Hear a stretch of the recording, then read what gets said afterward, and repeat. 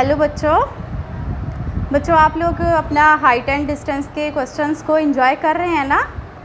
आपका बहुत important topic जो चल रहा है एप्लीकेशन ऑफ ट्रिग्नोमेट्री में हाइट एंड डिस्टेंसेस, हम उसको कर रहे हैं। एक्सरसाइज 9.1 4 क्वेश्चन ऑलरेडी आपके हो चुके हैं और हमें पूरी होप है कि आपने उनको अच्छे से समझ लिया होगा, अच्छे से उनको कर लिया होगा और आप पूरा उसका समझ गए होंगे कि कैसे सॉल्व हो रहे हैं, कैसे डायग्राम बनता है, ये सब।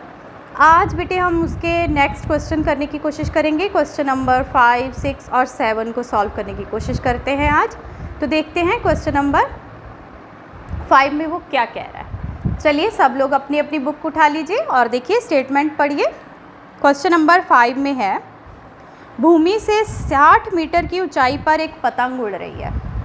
चलिए क्वेश्चन नंबर 5 में क्या कह रहा है। एक पतंग उड़ रही है भूमि से 60 मीटर, अर्थ से उसका जो डिस्टेंस है वो है 60 मीटर। यहाँ पे कोई काइट है, फ्लाई कर रहा है, ठीक, ये गिवन है। पतंग में लगी डोरी को अस्थायी रूप से भूमि के एक बिंदु से बांध दिया गया है। फिर क्या किया हमने, ये जो डोरी से हम पतंग कैसे उड़ाते हैं, डोरी होती है ना हाथ में, उसको हमने कहीं पे बांध दिया, धरती पे, अर्थ पे। भूमि के साथ डोरी का झुकाव 60 डिग्री है। डोरी की लंबाई हमको पता करनी है। ये हमारा horizontal line parallel to earth, यहाँ पे जो एंगल बना, ये आप पतंग उड़ा रहे थे, उसका जो डोरी था आपने कहीं बांध दिया, अर्थ पे बांध दिया जब, तो उसका जो एंगल ऑफ एलिवेशन है वो है 60 डिग्री। ये गिवन, ये आपकी ट्रायंगल हो गई ABC, ये हो गया राइट एंगल यहाँ पे। तो वैसे तो जब पतंग उड़ाते हैं तो ढील देते हैं ना, तो ये स्ट्रेट नहीं रह पाता है, वो कैसे जिगजैग होता रहता है, आपने काइट फ्लाइट देखा हो तो लेकिन जब बांध दिया ना तो वो कह रहे हैं एकदम स्ट्रेट तना हुआ हो गया। तो आपको ये AC, आपको उसने बोला है कि AC फाइंड करो आप, ठीक है बेटे। ये तो इजी लग रहा है हमको, आप हो सकता है बहुत सारे बच्चों ने तो बना भी लिया होगा ये क्वेश्चन, है ना।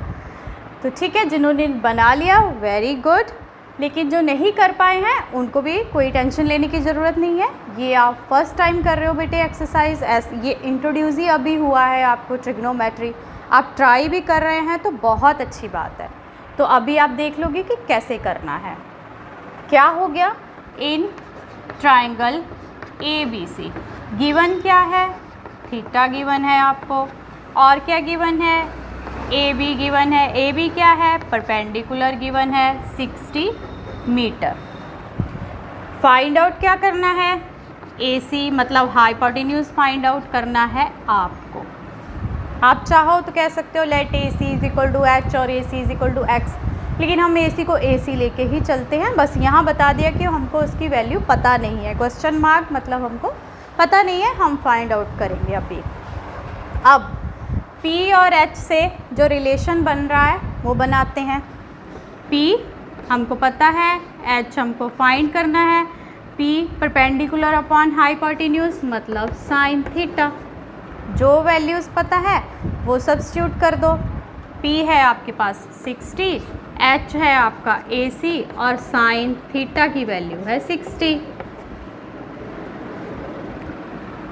ठीक।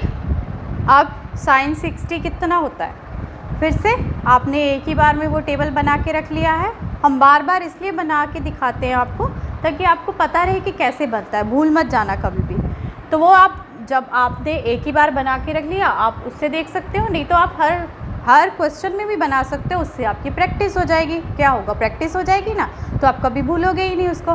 तो यहाँ पे जब आप इसका वैल्यू लिखोगे 60 ओवर AC और ये होती है √3/2, ठीक है, आप बना के देख लो, √3/2 होती है। अब आपको जो फाइंड करना है उसको एक साइड पे रखना है, बाकी सारी टर्म्स दूसरी साइड।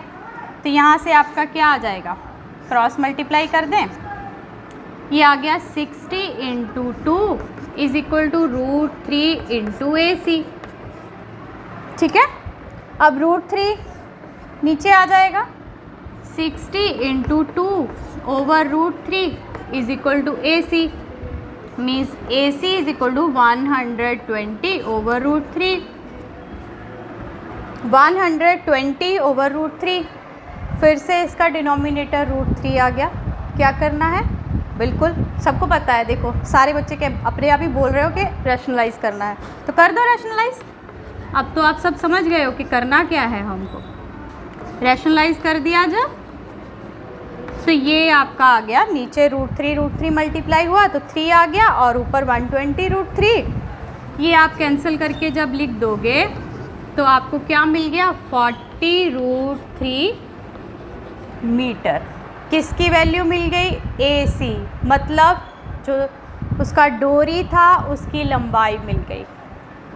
AC क्या था, डोरी की लंबाई। आप आंसर में AC = 40√3 फिर से बता रहे हैं। अगर √3 की वैल्यू आपको 1.73 गिवन होगी, यहाँ पे नहीं है, अगर गिवन होगी तो आपको उससे मल्टीप्लाई करके आंसर लिखना होगा और यूनिट लगाना नहीं भूलेंगे आप।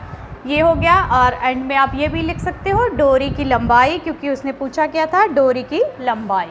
तो आप इसको एक अपना वो ऐड कर सकते हो, डोरी की लंबाई = 40√3 मीटर। यूनिट लगाना मत भूलिएगा, ठीक है बेटे। नेक्स्ट क्वेश्चन देखते हैं। क्वेश्चन नंबर 6 देखिए बच्चे, अपनी बुक्स में देखो उसका स्टेटमेंट। 1.5 मीटर लंबा एक लड़का 30 मीटर ऊंचे एक भवन से कुछ दूरी पर खड़ा है।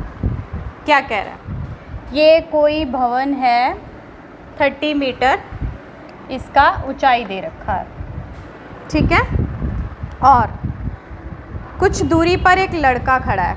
यहाँ पे एक लड़का खड़ा है, ये देखिए लड़का खड़ा है, ये आपका हॉरिजॉन्टल लाइन है। लड़के की लंबाई है 1.5 मीटर, ये आपको गिवन है, ठीक है।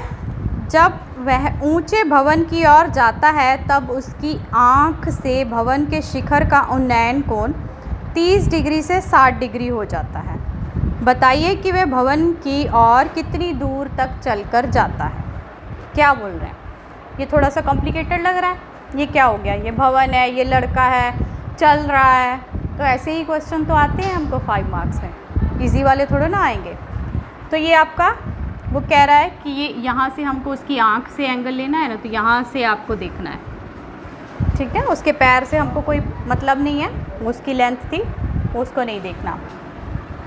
वो जो एंगल बना रहा था, उसका जो एंगल ऑफ एलिवेशन था यहाँ पे 30 डिग्री था, ठीक है। आप यहाँ खड़े हो, आप अपने घर से थोड़ा दूर खड़े हो तो 30 डिग्री, आपको थोड़ा ऐसे आपका घर का छत दिख रहा है।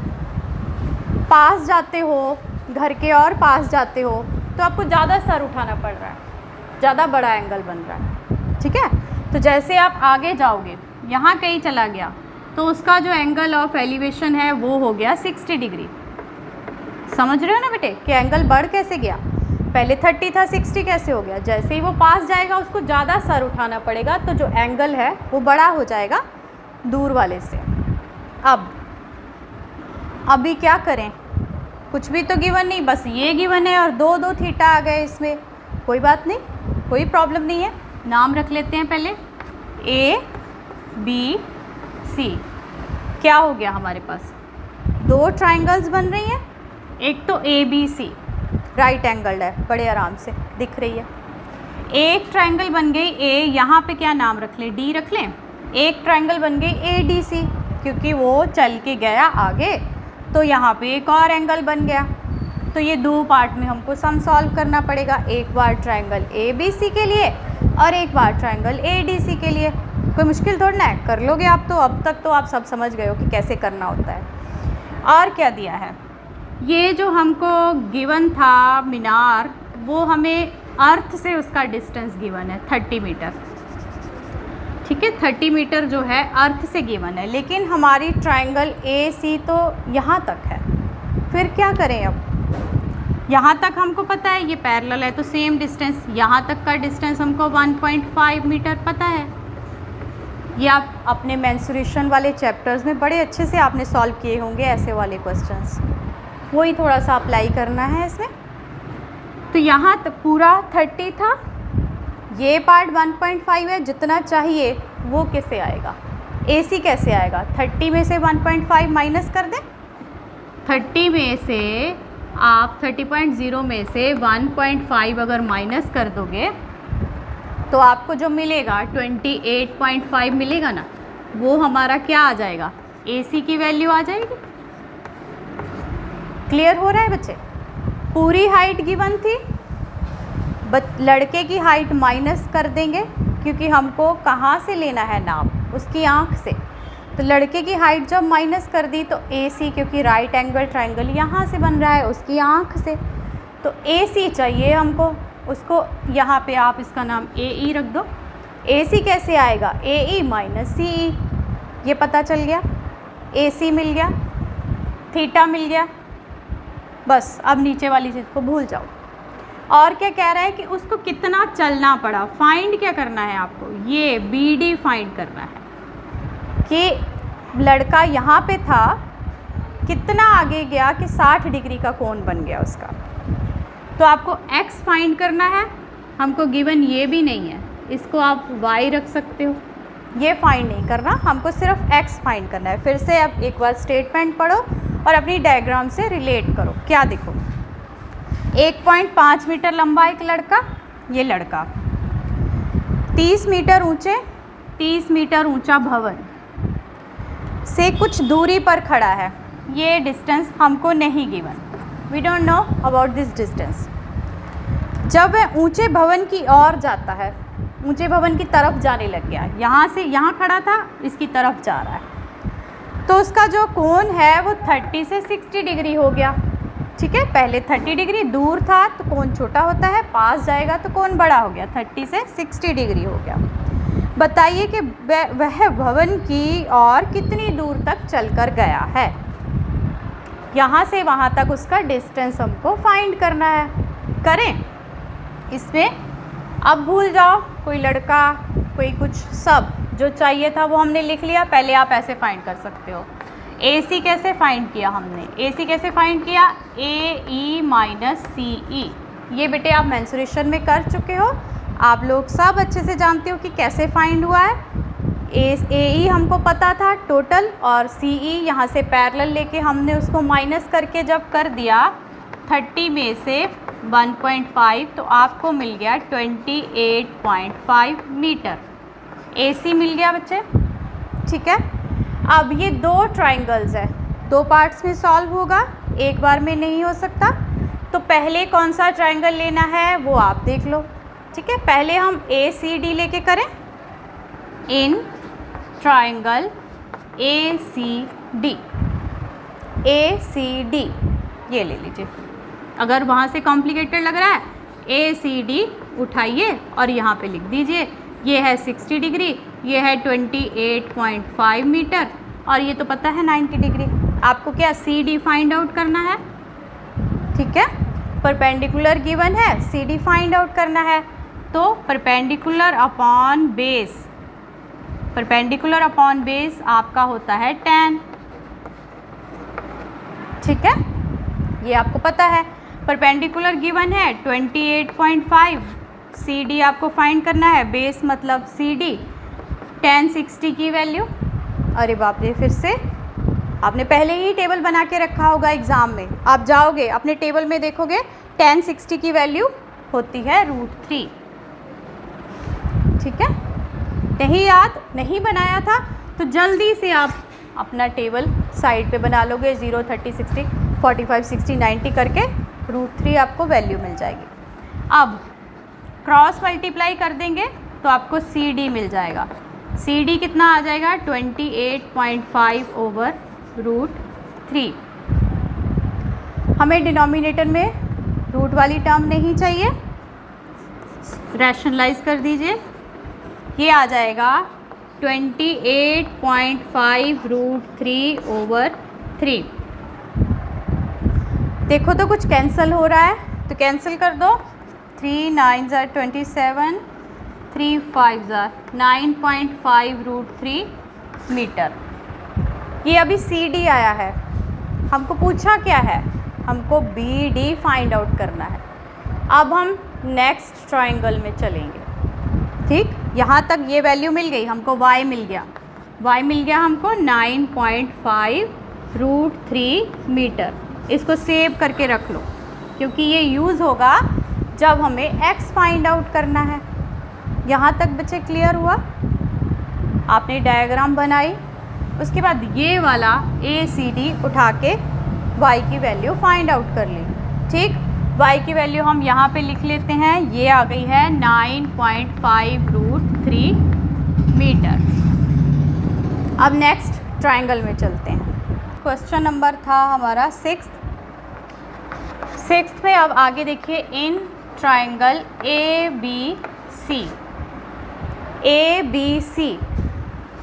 ABC में ये लीजिए A, B और C। BC कितना है? x + y है ना बेटा। BC की टोटल वैल्यू देखोगे तो x + y आती है और एंगल है 30 डिग्री। ठीक है, यहाँ पे BC x + y। अब आपको क्या गिवन है? AC गिवन है 28.5 मीटर, आपको एंगल गिवन है 30 डिग्री और आपको फाइंड आउट करना है BC जो कि है x + y। ठीक है, अब हमारा relation perpendicular upon base = tan 30 degree. Perpendicular आपका कितना गिवन है? 28.5 और बेस कितना है? x + y और इसकी वैल्यू होती है 1/√3। ठीक है, tan 30 की वैल्यू होती है 1/√3। यहाँ से क्रॉस मल्टीप्लाई कर लेंगे तो आपको x + y की वैल्यू मिलेगी 28.5 √3। ये मिल गई आपको x + y की वैल्यू। x + y की वैल्यू मिल गई 28.5 √3। ठीक है, लेकिन हमको चाहिए क्या? हमको चाहिए थी x की वैल्यू। तो कैसे फाइंड करेंगे? इजी तो है, ये तो आपको पता है। x + y मिल गया, y मिल गया ऑलरेडी, y तो हमने फाइंड आउट किया तो x तो हम फाइंड कर लेंगे अब बड़े आराम से। कैसे? आप कहोगे पुट y = 9.5 √3 मीटर, इसका नाम रख लो 1 इन इक्वेशन नंबर 1 में आप y की वैल्यू 9.5 √3 मीटर सब्स्टिट्यूट कर दो तो फिर यहाँ पे आ जाओ, क्या बन जाएगा? यहाँ से x + 9.5 √3 = 28.5 √3 कर दिया। कुछ नहीं किया ना, बस y की वैल्यू ऑलरेडी फाइंड आउट कर चुके थे, उसको ये वाली नंबर 1 इक्वेशन में सब्स्टिट्यूट कर दिया।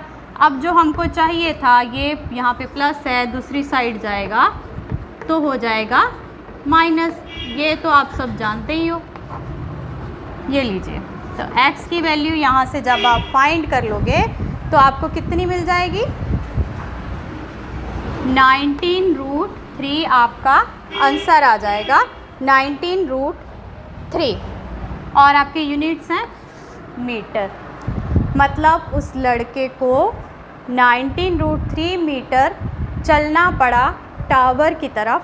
पहले वो जहाँ खड़ा था वहाँ से 19√3 अगर वो चलता है तो उसका जो एंगल ऑफ एलिवेशन था वो 60 डिग्री हो गया था। ये बेटे क्वेश्चन ये थोड़ा सा कॉम्प्लिकेटेड लग रहा है ना, कि पता नहीं क्या कर दिया। जब अपने आप करोगे, एक बार देख के करोगे, ठीक है, फिर से स्टेटमेंट पढ़ोगे, फिर अपने आप करने की कोशिश करोगे, पार्ट्स में सॉल्व करने की कोशिश करना। ऐसे नहीं एक ही बार में हम सारा कर लें, नहीं, पहले एक पार्ट सॉल्व करने की कोशिश करना, फिर उसका नेक्स्ट पार्ट सॉल्व करना। इसको पार्ट्स में डिवाइड कर लो कि पहली ट्रायंगल का जो किया वो पार्ट 1 हो गया, वहाँ तक करके आपने y की वैल्यू फाइंड आउट कर ली। फिर आप सेकेंड पार्ट में क्या करोगे? ट्रायंगल ABC का फाइंड करो, वहाँ पे आपने x + y की वैल्यू, ये 2 पार्ट सॉल्व कर लिए। थर्ड पार्ट में आप y की वैल्यू x + y वाली इक्वेशन में पुट करके अपना आंसर फाइंड आउट करोगे। हो जाएगा बच्चे, बिल्कुल हो जाएगा। मेहनत करोगे, अच्छे से प्रैक्टिस करोगे तो समझ में आ ही जाएगा। कोई चीज़ ऐसी नहीं है जो हम नहीं कर सकते, ठीक, आपको ट्राई करोगे तो बिल्कुल इसको सॉल्व कर पाओगे। ओके बच्चे, करते रहिए मेहनत और फिर हम मिलेंगे अगले सेशन में। थैंक यू बच्चों।